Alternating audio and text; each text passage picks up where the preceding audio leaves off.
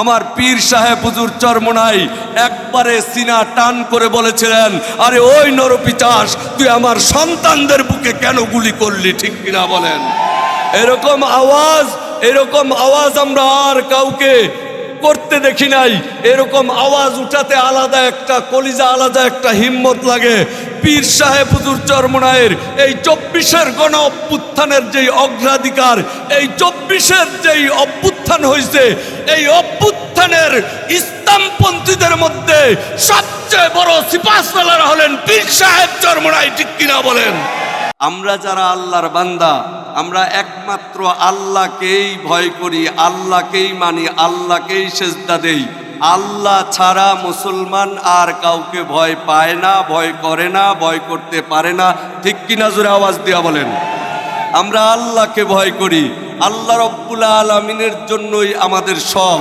আমার নামাজ, আমার কুরবানি, আমার জীবন, আমার মরণ, সব কিছু একমাত্র আল্লাহর জন্য। আমার নামাজ, আমার কুরবানি, আমার জীবন, আমার মরণ, সব কিছু একমাত্র কার জন্য বলেন? আল্লাহর জন্য। এই জন্য মুসলমান কখনো আল্লাহকে ভয় করে না। চরমোনাই মুজাহিদরাও কোনোদিন আল্লাহকে ভয় করে না।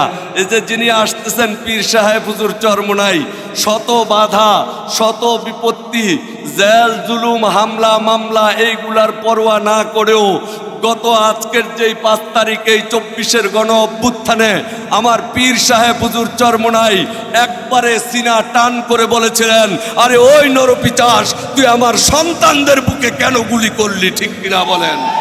এরকম আওয়াজ আমরা আর কাউকে করতে দেখি নাই। এরকম আওয়াজ উঠাতে আলাদা একটা কলিজা, আলাদা একটা হিম্মত লাগে।